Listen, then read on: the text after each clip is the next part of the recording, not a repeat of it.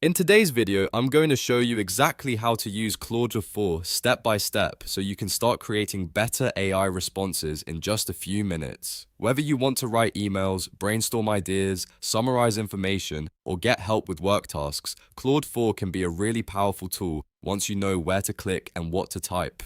If this tutorial helps you out, make sure to hit the like button and subscribe for more simple AI tutorials just like this. Let's jump right in. First, go to Claude AI in your browser and sign in to your account. If you already have an account, just log in normally. If not, you may need to create one first and verify your email before continuing. Once you're inside Claude, you'll land on the main dashboard or chat screen. From here, the next step is to start a new chat. Look for the New Chatter button and click it so you can begin a fresh conversation. This is helpful because it gives you a clean space to enter your prompt without mixing it with previous chats. Now, before you type anything, you'll want to choose the correct model. Look near the microphone icon and find the model selector. Click it, and you should see different Claude 4 options available. Select any Opus or Sonnet 4 model, depending on what you need. In many cases, Opus is great for deeper, more complex tasks, while Sonnet is excellent for fast, high-quality, everyday work. Once your model is selected, you're ready to enter your prompt. This is where Claude really starts to shine. Type in exactly what you want the AI to help you with, then press enter.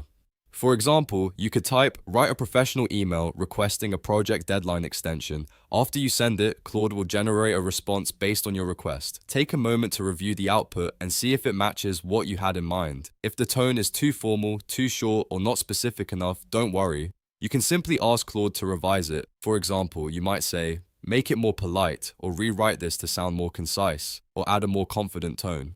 That's one of the biggest advantages of using Claude 4 because you can keep refining the response until it fits your exact needs. You can also ask follow-up questions if you want Claude to expand on an idea, give you different versions, or explain something in more detail. This makes it easy to work step by step instead of trying to get the perfect answer on the first try.